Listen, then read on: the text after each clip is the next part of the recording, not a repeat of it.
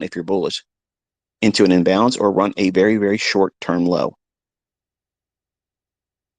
If it takes a 1-minute swing low out or a 5-minute swing low out and you're bullish and you're thinking for that 15-minute or 60-minute chart, folks, I'm teaching the model in case you're not paying attention. Once there's a 5-minute or 1-minute stop run against the direction you think the draw is, either the 15 or 60-minute liquidity, then you drop down to a 30-second chart. And the very first fair value gap, you enter on it. Your stop loss is 12 handles, and you aim for best case 15. You're going to be looking for an hourly or basically 60-minute swing high or a swing low that is likely to move to. It's in close proximity to it.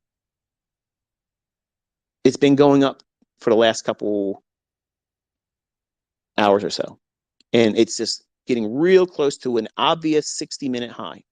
If it's not doing that, go down to a 15-minute time frame. Look for a swing high that it might be gravitating to.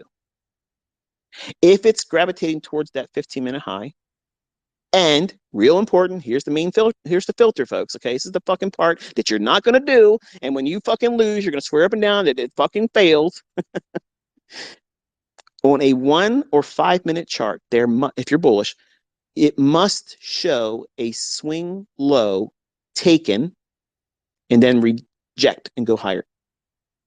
Whatever time frame, whether it be the 1-minute or 5-minute, whatever time frame that swing low is breached, it goes below it. It only needs to go by 1 tick.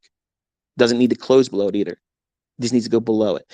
That time frame that has the swing low, it must have a candle close up after it takes that low. Once it does that, you immediately drop down to a 30-second chart. But I can't have a 30-second chart. Then you can't fucking trade this model. Just apply it to a higher time frame. Instead of a 30-second, use the 1-minute and use the 15-minute and 1-hour chart. Everything's scalable. But I'm giving you something that you can test a lot. There's lots of examples doing this throughout the week, from the beginning of trading on Sunday to Friday's close. There's many instances of you going in and going to be able to back test this and have no bias. And you're going to have losing trades. It's okay. But you have to have whatever that time frame is, the 1-minute or the 5-minute, there has to be a stop run. One of the first primary principles I taught when I stepped out on baby pips is the real move will not happen. The dynamic price runs where there's magnitude and delivery and speed, that will happen after a pool of liquidity is engaged. That means if the market's bullish, if you think it's going to go higher, think it's going to draw up to some level, whether it be a high, a relative equal high, inefficiency above market price, whatever that is up there, that you're framing as a reason for it to want to go up, it's far more likely to get up there with conviction and speed if there has been a short-term run on liquidity that's below the marketplace in the form of stops or sell-side liquidity. Because the market's going to go down to allow traders to buy those stops. When it drops down to take the sell side when you're bullish, whatever that time frame is that has the swing low that it pierces and goes below, as soon as it does that, you have to wait for one candle to be up close. Once it does that,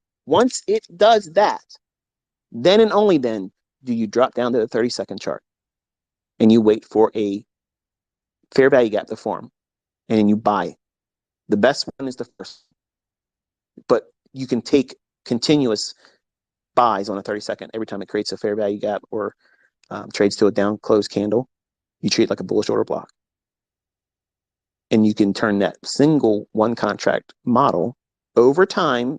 If you submit to 3 months of doing it, you build discipline and you aim for that liquidity. But here's the thing. You might be just like my son and you're scared. You can't hold a trade. Okay. Best case scenario, put a limit order at 15.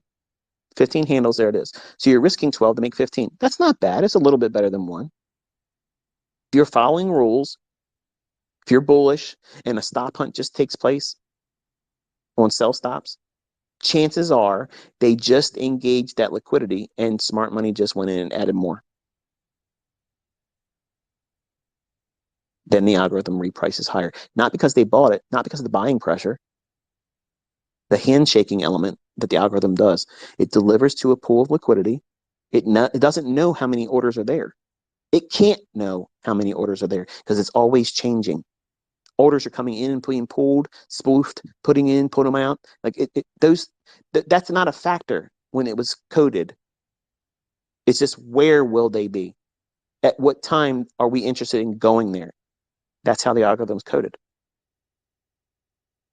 So when that handshaking event takes place and allows the liquidity to be engaged, whether it be purging or engineering new liquidity, that element brings with it a context of what price action should do next.